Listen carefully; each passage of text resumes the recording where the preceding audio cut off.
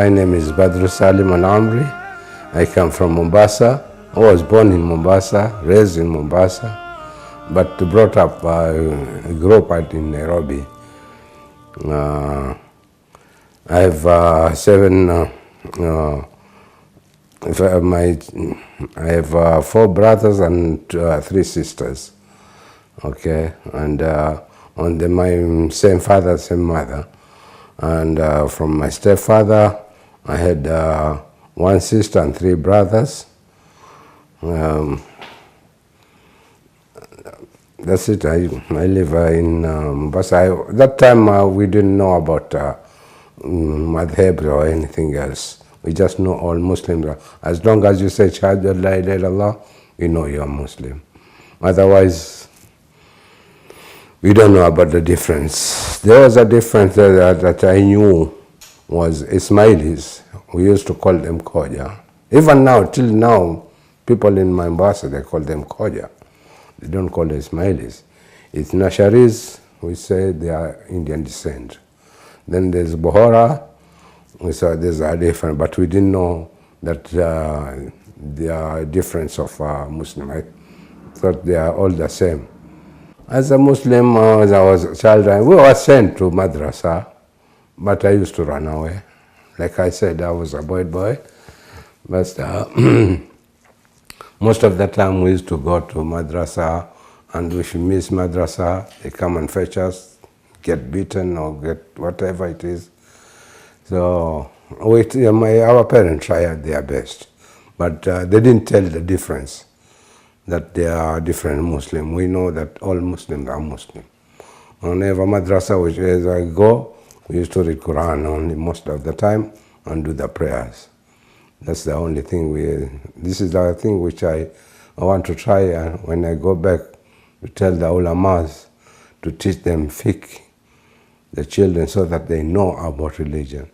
Because we didn't know, I didn't know. Maybe other people they knew, but according to myself, I didn't know the difference.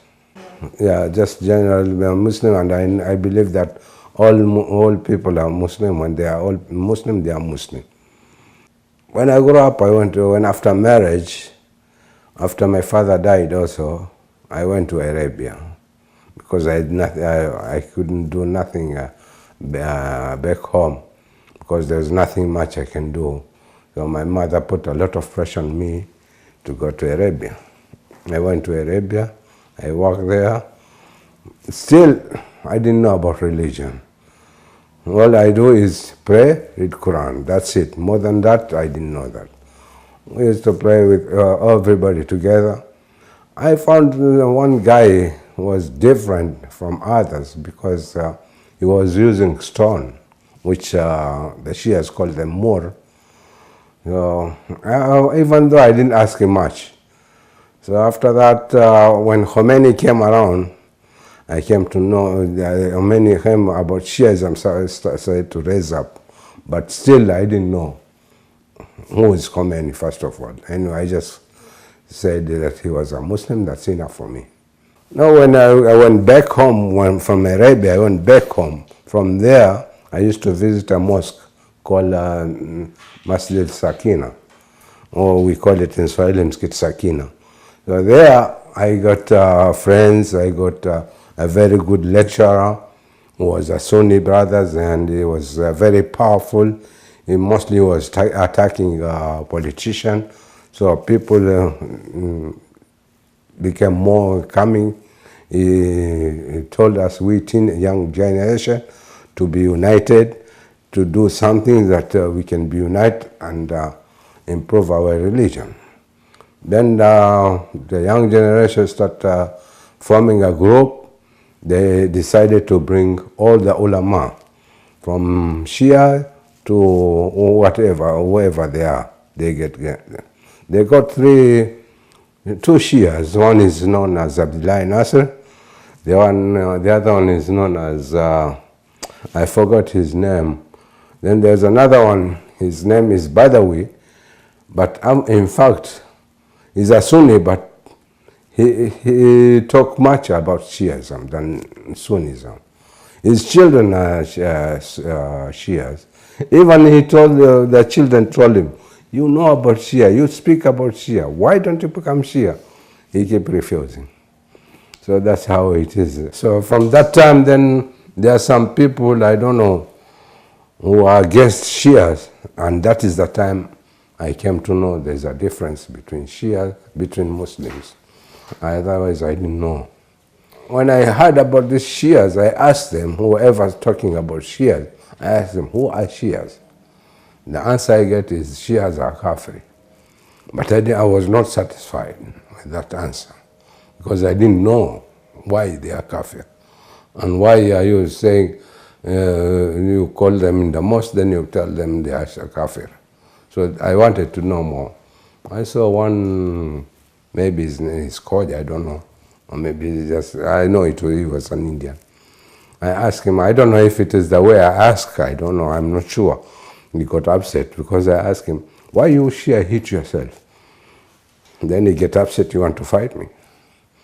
I said, I keep away from him, I didn't want to do anything harm to him. So then I decided to ask my stepfather, his name is Abdullah Nasir. He's the one who introduced to me. He said, I asked him this question, who are Shia? He was so sad that he said, I'm so sad that you don't know anything about religion. I said, you are right, it's your fault. I started blaming him. He said, okay, take these books and read.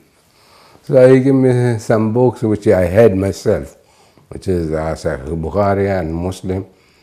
So I read, I came to know about the differences, how it came differences. So then I started reading more books.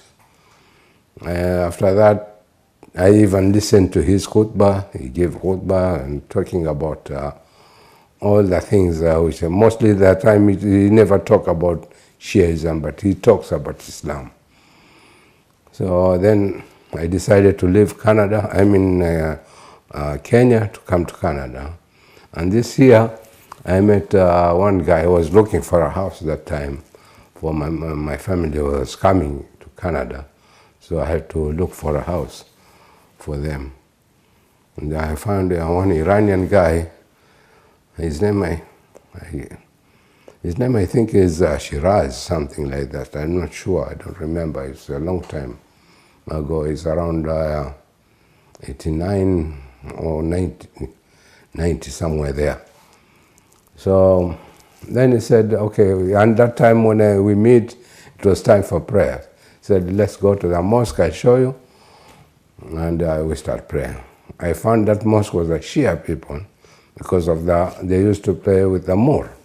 And that's how I saw that I knew that these are Shia. Because now I came to every day I keep to understand who are Shias. So then I found one guy is now marhum, God bless him. He put him in a good place. His name is Ghulam Sargent. He introduced to me, and he gave me some books also. So I started reading more, but still I was not encouraged by this the way they are praying, because of I'm grew up to pray with my hands on top, not with my hands down.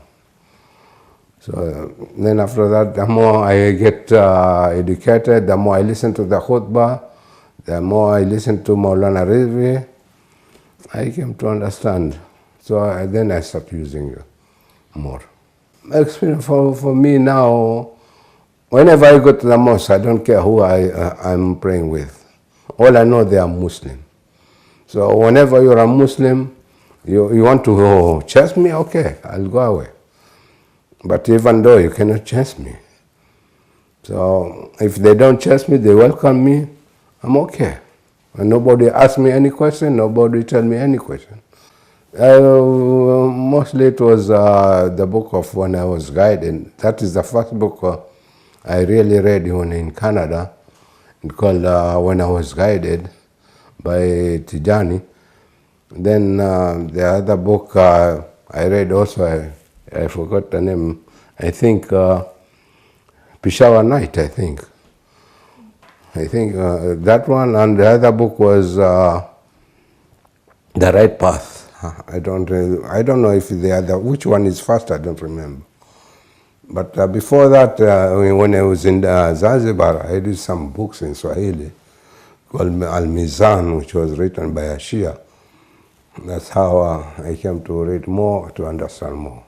When I used to go every Friday prayers in Bayview, there's an old guy there called Asgar, Mullah Asgar, or I forgot Asgar, I forgot the other name. He used to say, he's an old man now, he's also, God bless his soul. He was selling books, I used to buy from him. I went there, I used to go there, it's the only mosque. I find it is easier for me, I get good parking. I don't have to worry about my shoes, because when I was in Mombasa, I used to worry about my shoes. I came here, was same thing, I thought it was the same thing, but here it's different. I used to go to Donlands before, but I find it is not convenient for me because of the parking. I get late, and I normally work afternoon. I get late. So I stuck with the Bayview Mosque. That is the time I came to understand more about Shias. Because I built up some friends, they explained to me, I asked them, they answer me. They are free to answer me, they are not afraid to answer me. So that's how I joined it. Because I remember back home, whenever I go to the mosque, I have to go with my shoes hidden. I have to hide or put separate shoes, otherwise I go back home without shoes.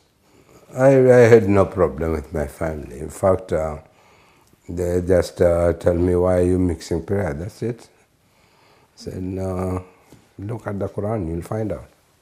So I try to tell them, but they just want to believe what they believe.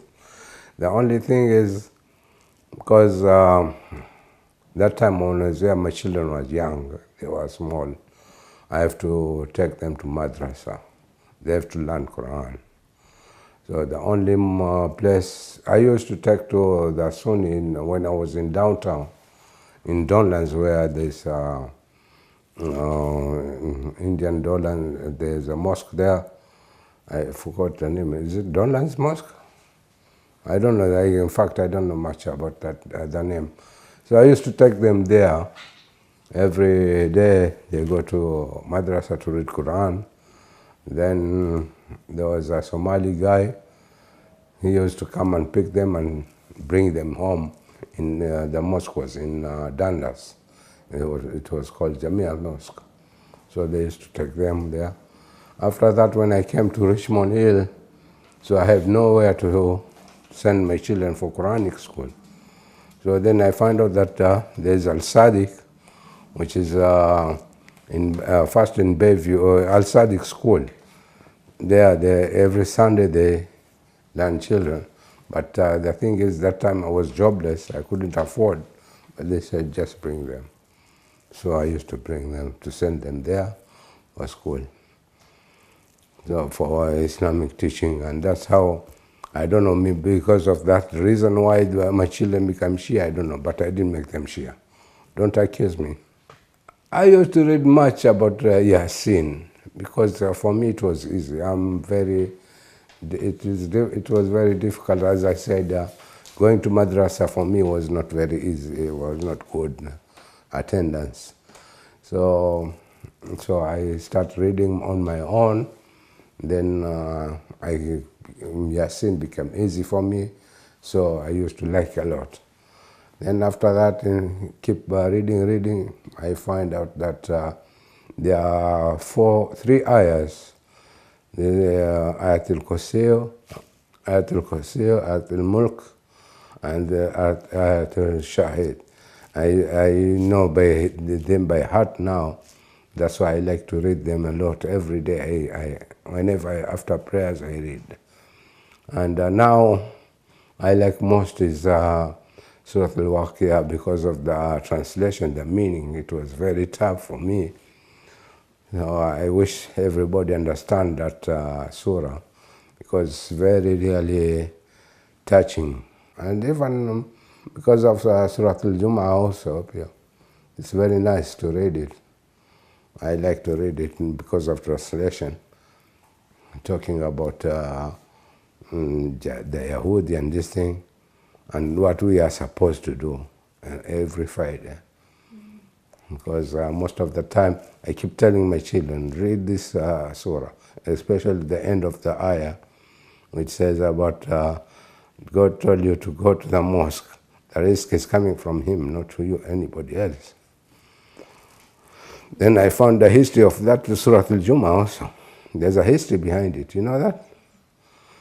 There's a history because at that time when the Sahaba, the Prophet used to give lecture in the Friday prayer, then the business people came, they leave him alone and they go and do business. That's why this surah came, to warn them. I don't know if it is hadith or dua, but I like that one a lot, and I read it a lot every Sunday. Describing the Ahlulbayt, the Imam Ali and his children and his wife, Bibi Fatima alayhi salam. This is the thing God spake. He built the world. Everything he built because for the sake of the 5 people. Panjatan, as you said, Koja saying Panjatan. Intersection, I didn't struggle. Whoever asked me about intersection, first of all, at the beginning, I didn't know what is intersection. I didn't believe there is intersection. Then now when I read more, I read the Quran, there is intersection. There is taqiyya. When you are saying there is no taqiyya. If you look at Surah Al-Mulk, there is taqiyya. But intersection is, I give them an example. Look, my kids, if they want something from me, they're afraid to ask me. They go and ask their mother. Their mother asks me, so I give them. So simple as that. Why do I do that? Because of the mother. So can they come direct to me? Why can't they come direct to me? I don't know, maybe they were scared of me, or maybe they think I won't give them. So they use the intersection of their mother to ask me things. He loves the Ahlulbayt, so what's wrong with that? Because he will listen to them better than me. Direct is that we are supposed to love them. Okay, die for them, do anything for them. Can't you imagine now what they did to us? Look at the Prophet, the way he did, the way he was punished, the way he was suffering. Look at Imam Ali, the way he fight for the Islam. He died for Islam. I'll give one just simple hadith, very simple. There was one woman, she was given a message with one of the Sahaba that to send a secret what they were doing. But when the Prophet told them, Imam Ali and the others, to go and fetch that woman, so that he has a letter to send it to the Quraysh about what their plan is. When the woman said, I don't have it, they inspected her, they didn't find it. Then the other Sahaba said, okay, she doesn't have it, we'll go back. Imam Ali refused, said, no, the Prophet never tells lies. So he told the woman, if you don't give us that letter, I have this. That means a sword. So otherwise, you give us or you are finished. Because the Prophet never tells lies. So she had to give up the letter. We have to follow the right of the Ahlulbayt. This is the thing which the Prophet himself said it, even in the last lecture. Whether, even if you look in any books, whether Sunni or Shia, like, you'll find that Imam Ali was supposed to be followed. The best advice for me is, before you do anything harmful to yourself or to make wrong to others, read. Take books and read. You can read even from Sunni perspective. Even these days we have technology, internet.